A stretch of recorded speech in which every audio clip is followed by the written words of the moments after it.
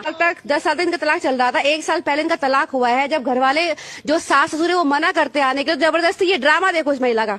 बच्चे को देख सकते हैं आप, बच्चा किस तरह से पानी में तरबदर है, इसके हालात आप देखिए। ये बच्चा, ये एक माँ है, इस बच्चे को पालेगी। ड्रामा देखिए आप, सामान देखिए। मैं अपने कैमरामैन को कोई सामान दिखाना चाहता है, वो देखिए। पति था तो डिवोर्स के ले लिया फिर आपने, बताओ ना। मर्जी है तो फिर ऐसे करोगे। ये देखिए ये महिलाएं,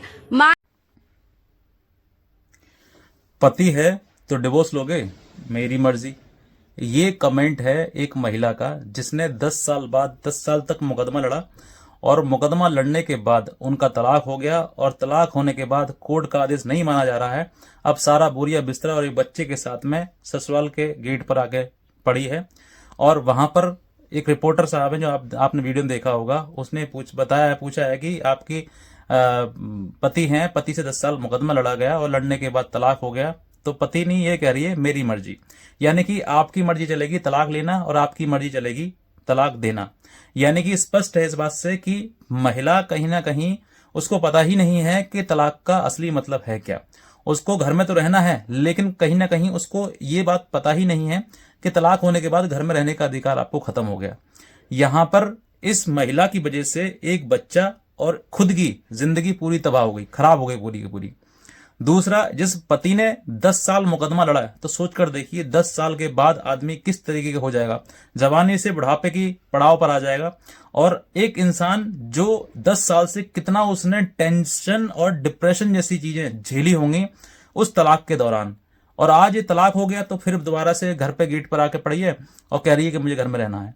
तो ये क्या चल रहा है? महिलाओं के द्वारा कहीं ना कहीं इन सब चीजों के दुरुपयोग इतना हो रहा है कि कहीं ना कहीं महिला को ये पता ही नहीं चल रहा है कि तलाक के बाद घर में रहने का अधिकार खत्म हो जाता है।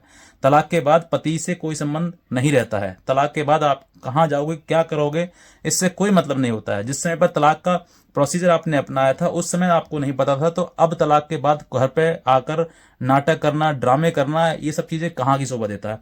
अगर पति चाहे तो आज ही इसके ऊपर फिर से FIR दर्ज करवा सकता है कि मेरे बिना परमिशन के मेरे घर पर इस तरीके का ये शांति भंग कर रही है और कहीं ना कहीं मेरे परमिशन में के बिना मेरे घर में घुसी, तो कहीं ना कहीं वो ब्रीचमेंट किया है और इसी वजह से उसके ऊपर FIR भी हो सकती है।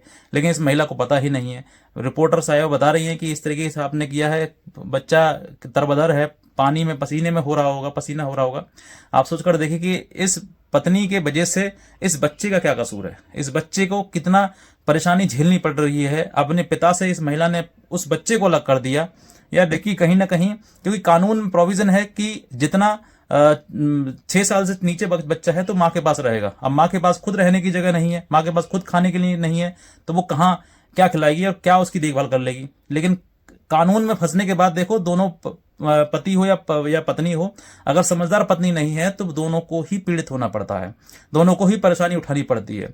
लेकिन इस बात के पीछे अगर मान लीजिए महिला को कोई दिमाग नहीं है, वो समझदार नहीं है, तो उसकी लड़की के माता पिता भी जिम्मेदार हैं। उस लड़की के माता पिता को समझाना चाहिए कि तुम बेटा, तुम्हारा घर वहीं पर है, वहीं रहना चाहिए। ये तलाक वलाक हमारी धर्म संस्कृति में नहीं है। लेकिन कहीं ना कहीं इन सब चीजों को लेकर जो है वो महिला नहीं समझती है और माता पिता भी उसको नहीं समझाते हैं। उसके माता पिता अपने सीने से लगाए रखते हैं। अब आज देखो 10 साल बाद आज वहीं पे फेंक दिया उसको उठा के कि तुम जाओ वहीं पे जाकर रहो, ससुराल में जाकर रहो, और आज गेट पर वहीं पढ़िए। आज ये गेट पर पढ़ने के लिए मजबूर है, क्योंकि जिन माता पिताओं ने अपने सीने से, जिस समय पर ये जवान होगी 10 साल पहले, कितनी अच्छी लड़की होगी, उस समय पर इसमें अपने माँ बाप ने उनको अपने सीने से लगाया, इस लड़की को अपने सीने से लगाया और कहा होगा कि चलो मुकदमा लड़ते हैं। लड़की अकेले मुकदमा नहीं लड़ रही होगी, ये मुकदमे कहीं ना कहीं माता पिता की सराह न देकर उनकी वो सपोर्ट कर रहे होंगे इसको, तभी ये मुकदमा लड़ रही होगी। अन्यथा मुकदमा नहीं लड़ेगी लड़की कभी भी। माता पिता ही उस चीज को बिगाड़ते हैं। अब परिवार बिगाड़ दिया, आज उनके घर में कोई लड़का हो गया, कोई बहू हो गई होगी, या घर में बहू में और इसमें नंद में कलेश हो रही होगी, तो आज इसको फेंक दिया, जाओ अपने ससुराल में। अब कौन ससुराल में रहेगा तुम्हारे लिए? ये उन लोगों की नीति है, सोच है, जो जिस समय पर उनका रिश्ता अच्छा होता है, एक पति चाहता है कि भाई तू आजा, घर पे आजा, तो माँ बाप उसको भेजते नहीं है। और जब वो तलाक करने की प्रक्रिया अपनाता है, तलाक कर देता है, तो फिर कहते हैं तुम जाओ। ये उन माँ बाप की संस्कृति है।